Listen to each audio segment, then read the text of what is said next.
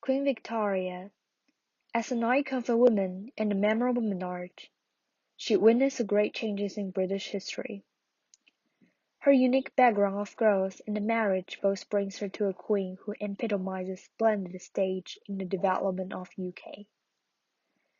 Through the combination of two roles as a wife of Albert and head of country respectively, she never failed to retain the values of the ideal Victorian woman and greatly fulfill her mission as a queen. Victoria's childhood mostly dominated by her mother, Duchess of Kent. She believed that her supreme duty was to make her daughter become a Christian queen in the future, and she set a big studying plan for this goal, not just for Victoria and also for herself. She said, "I attend almost every lesson or part, and assist various masters in preparing her lessons." However, this huge studying plan went successfully. Victoria displayed an accurate knowledge of the most important features of scripture history. The bishop sent her a compliment said, "Victoria's acquaintance with the principal facts of English history remarkable in so young a person. She was capable of receiving with ease any information."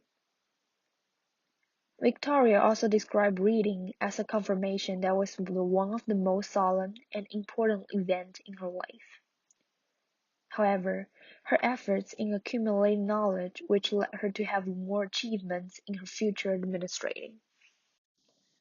Her mother had been reining her in tightly for years.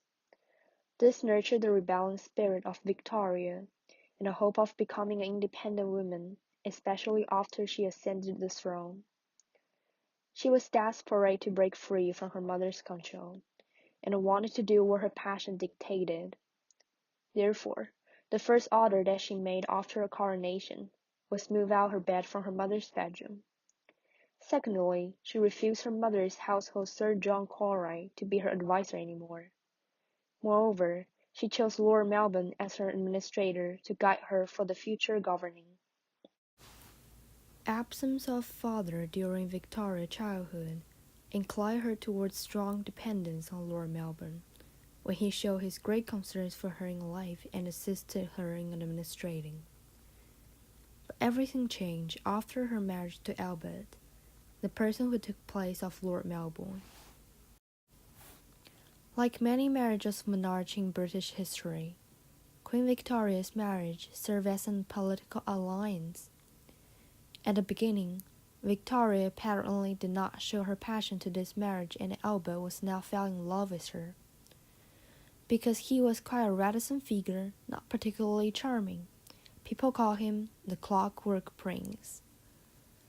But this characteristic became part of his appeal for Victoria later in their marriage. She derived a kind of security from him.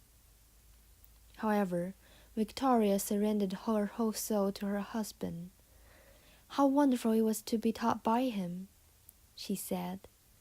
The affection of Victoria to Albert was tender and trusting. Unlike the other noble marriages, their marriage was stable because of the loyalty to love. Meanwhile, Victoria also felt the romance and had more passion for life. Compared with his tacit characteristic before, Albert's ambition enabled him to break the stereotype and limits which made Victoria more confident and cemented her desire to the governing. On political aspect, Prince made a supreme political influence over Victoria. He was her image maker. He knows one of her greatness was her true womanhood, which successfully shaped her as a good ruler. It enhanced Victoria's monarchy and consolidated her power. Moreover, Albert loves innovation. He loves technology and held the great exhibition which contained the specimen of raw materials, mechanical inventions, manufactures, and even a play of plastic art. This exhibition was an international monument to the civilization which reflects the peace, progress, and the prosperity. As Albert's self-consciousness grew and his political skill improved, he became Victoria's surprise maker, who constantly impressed Victoria with his flair, creativity, and the courage to take the challenges. His traits became Victoria's inspiration for life and the motivation of administrating. The death of the prince acted as a turning point in the life of Victoria.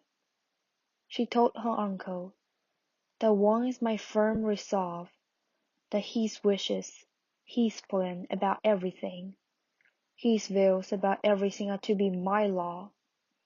And now no human power would make me swerve from what he decided and wished."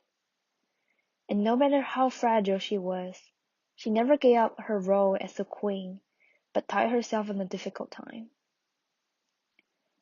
Victoria wearing black for her rest of the life after Albert's death. She went into a period of mourning for many years, but her truthfulness, the vividness of her emotions, and her unstrained expressions touched the heart of the public. People felt Victoria's irresistible sincerity and found her very close to them indeed. On January 22, she died, and that's the moment her 64 years reign ended. Her triumph was the culminating prosperity of the nation. Even the journey already ended, but the girl, the aged woman, were the same. Vitality, conscientiousness, pride, and simplicity were heroes to the latest hour.